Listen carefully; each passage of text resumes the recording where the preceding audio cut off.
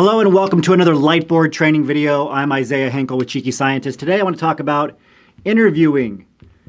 I've been talking to a lot of PhDs every single day who are getting interviews, but they're not moving forward and getting job offers.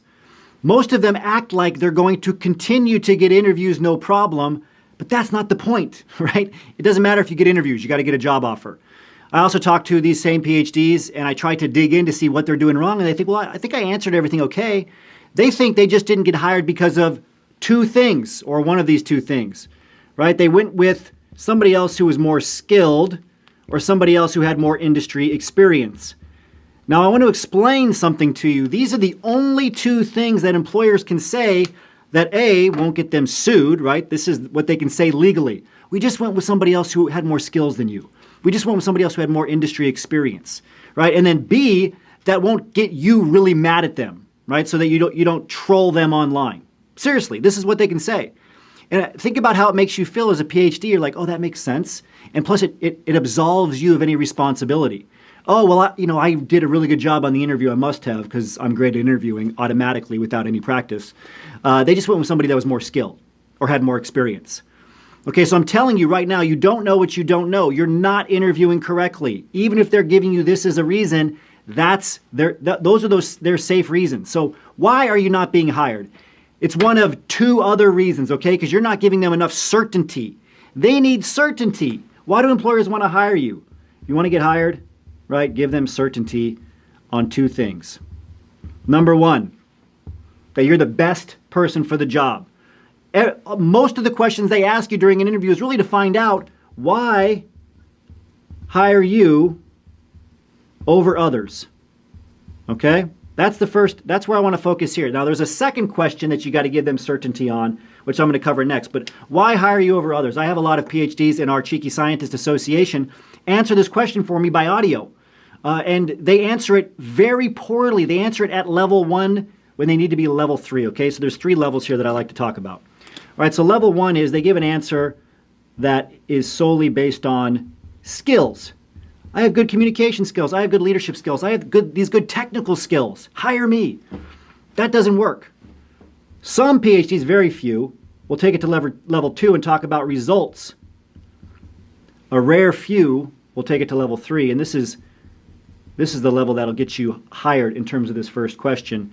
And this is where you invite them into the problems you've had in the past that you've solved that are relevant to the problems they have right now.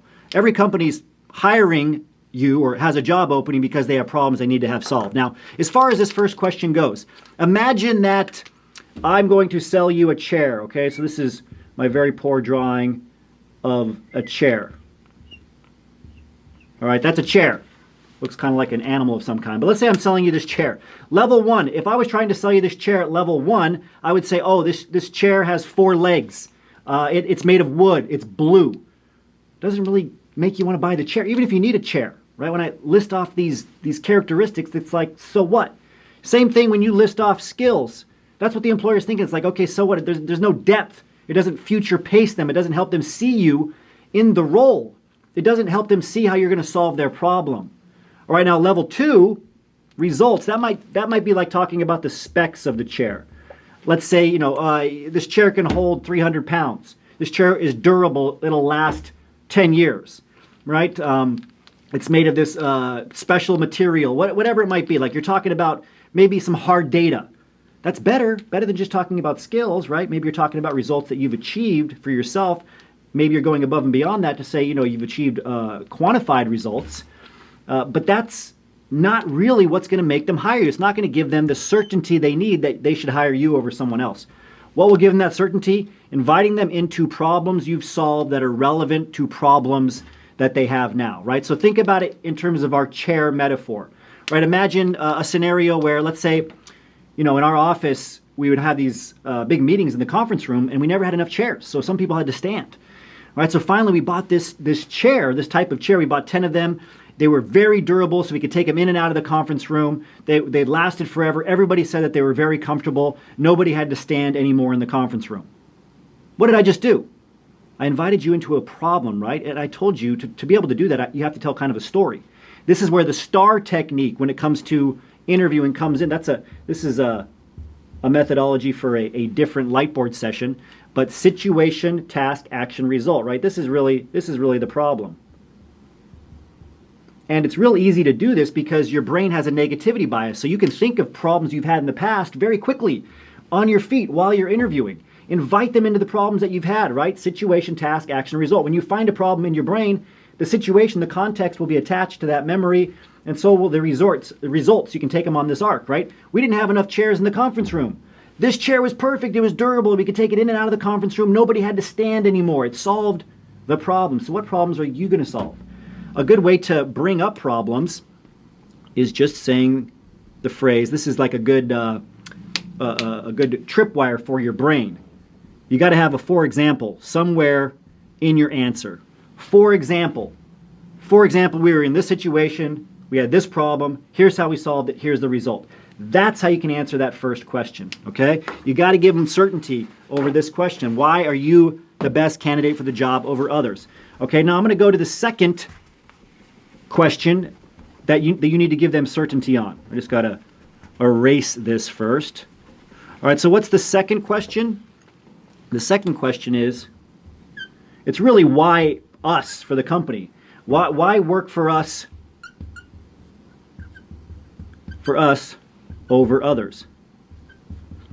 Now, when I do this with people that we work with, privately in the Cheeky Scientist Association, when they answer this question, they spend an average, really the average is right around 45 seconds answering it. When they answer the first question, they answer it for usually about a minute and a half when I test them on this. So they spend half the time answering the second question because it's about the company. It's not about them. Big mistake. You got to talk about the company as much as you're talking about yourself. You got to give them certainty that you really have studied the company, that you really want to work there. If they don't feel like you're going to take the job offer, like be so excited that you're going to, take it and sign it right away, or at least give that impression, why would they extend it to you? Of course you can negotiate. That's fine.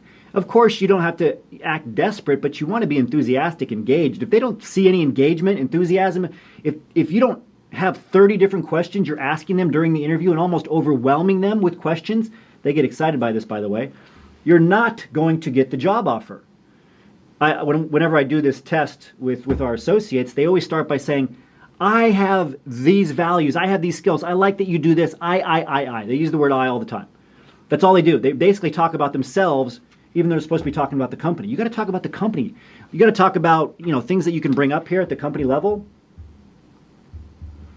You can talk about recent mergers and acquisitions, right? Maybe they've restructured. Like what new things are they doing? If I spell that right. Maybe they've restructured. Maybe they have new product lines, right? Maybe they've been in the news for something recently. Maybe they have emerging markets. They're expanding in different areas. That's exciting, right? Maybe their team growth. I think I'm going off the screen now. Any of these things, like what's going on with them? Like the team members who work there who are interviewing you are a part of the company and they identify with the company's success. Get excited about it. Well, you've recently merged with this company, or you bought this company, or you've expanded this in this area, in this country. You have a new product line. Your values, right? Your values, your mission. This is something that I've really cared about. I've always wanted to work at a company like this. You're my top choice. You're my number one choice for XYZ reasons. Every company can be your number one choice for different reasons. You just have to come up with those reasons before. You have to prepare for those two questions, right? Why should we hire you over anybody else? And why do you want to work for us over any other company? If you can answer those two questions, if you can give them certainty in those two areas, they will hire you, you will get the job, and you will be successful. So this takes us to the end of today's Lightboard training. As always, remember your value as a PhD and start thinking and acting like a successful industry professional.